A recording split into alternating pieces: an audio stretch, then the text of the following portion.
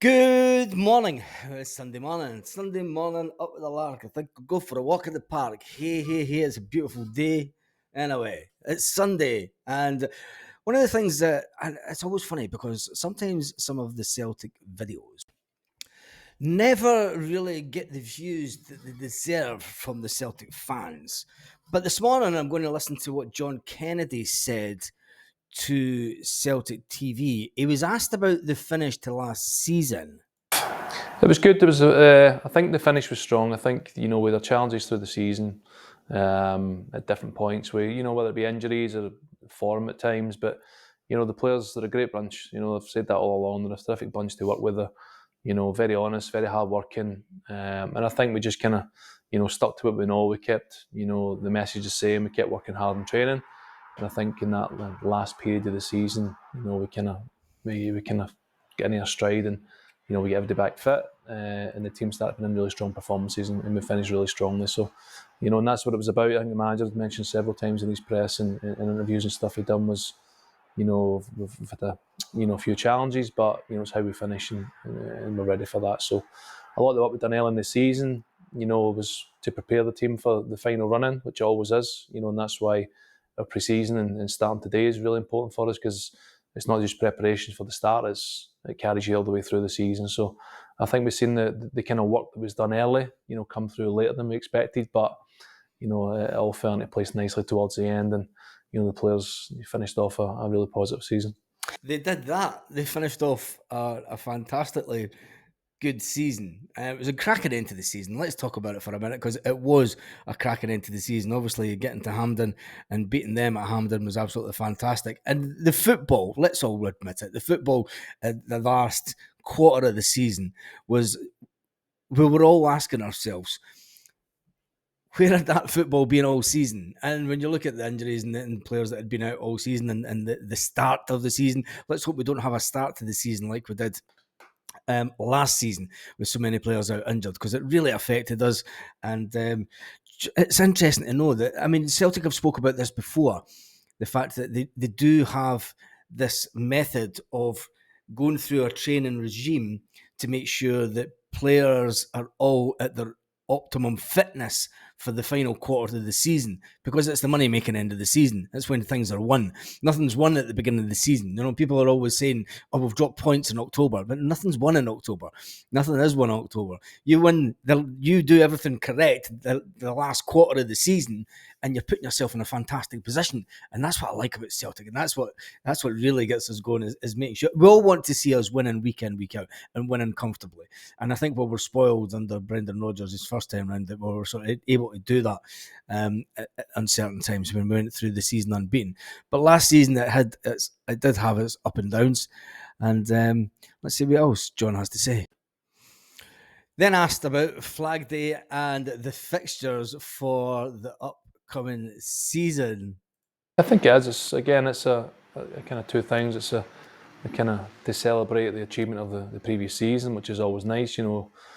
Kind of the flag being unfurled and still kind of remembering the work that was done last year and what you achieved, but it also then draws a line, under that, and it's the start of a new and exciting season. So, we're looking forward to that. Again, there's a lot of work to be done before that comes around, but, especially for the fans and stuff with the fixtures coming out today, I think it'll be, everybody will be getting excited about the football coming back round and looking forward to seeing the players and the team back on the pitch again. Absolutely. You touched on the importance of pre-season, John. Obviously, with that new season on the horizon, how crucial is the pre-season period for the Celtic players and building that strong foundation for the season ahead?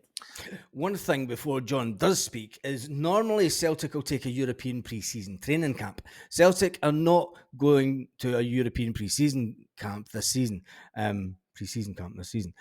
They are going to just be staying at Lennoxtown before they head off to America. And obviously that trip to America is highly lucrative for the club. It's the only reason they'd be doing it.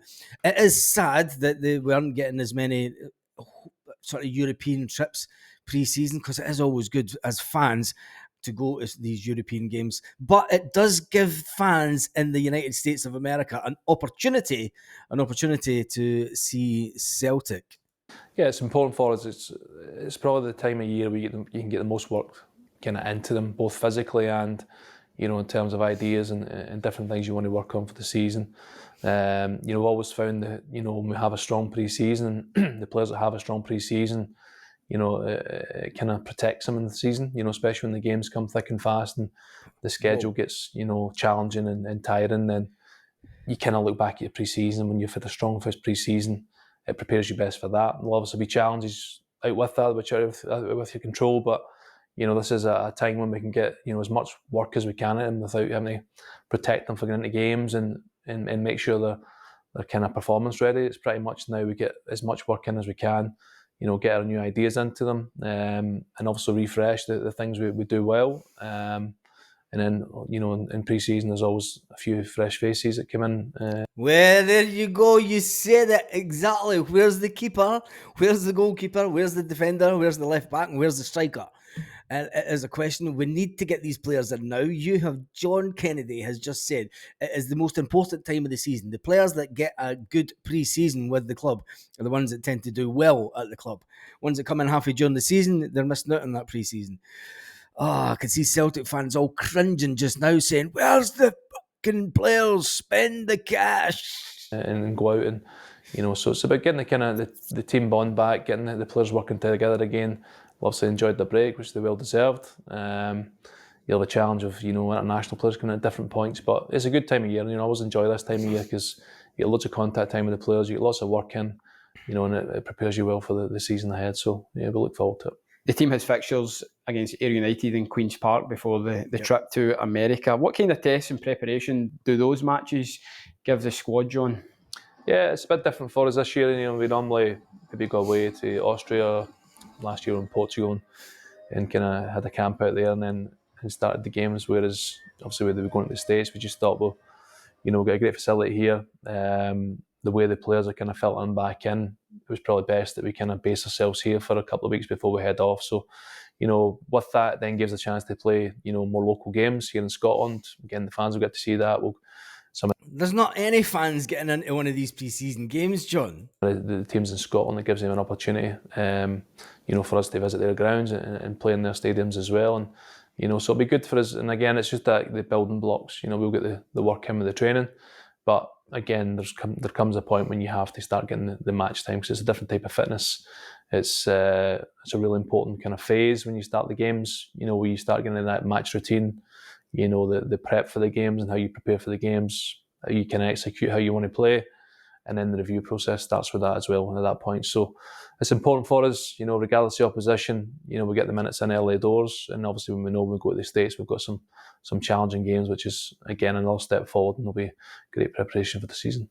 There will be. Those games in America are Champions League level games, although they are friendlies in America. But the sides that we're playing, two of them, it's Champions League level, and that's the kind of pre-season that you want. You want to be testing yourself to see how far we need to go to try and compete.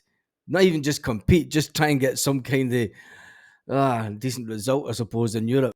Now, there's a saying that if there's no news, it's good news. But not when it comes to Celtic, and not when it comes to transfer speculation.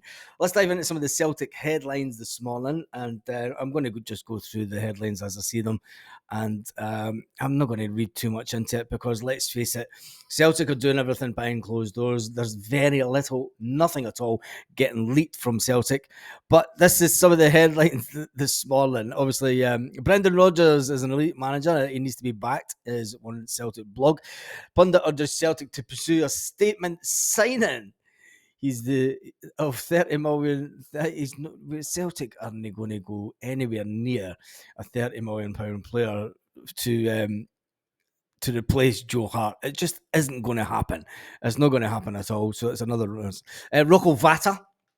And Rocco Vata is supposed. I thought he was out of contract. And do you think that somebody's going to pay between 2 and 3 million for Rocco Vata that's out of contract, even if they've got to pay compensation due to the fact that he came through the Celtic ranks? And is that the kind of compensation that you get? I thought it was like in the hundreds of thousands. But Rocco Vata could complete a 3 million move, Celtic move after Nottingham Forest bid. I'm not even going to tell you what it's one of those ones that are quite clickbaity entitled. Celtic attacking numbers that promise more success under Brendan Rodgers. Celtic show transfer interest in international forward. In no reporter, Celtic are tracking a South American wonder kid.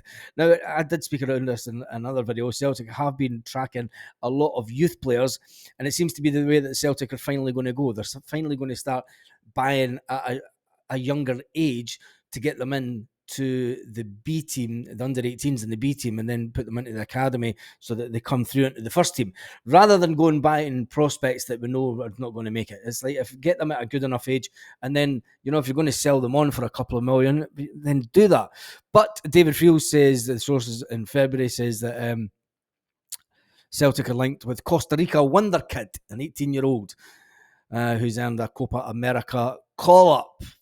There's nothing really much new, is there? Alistair Johnson had a good game last night.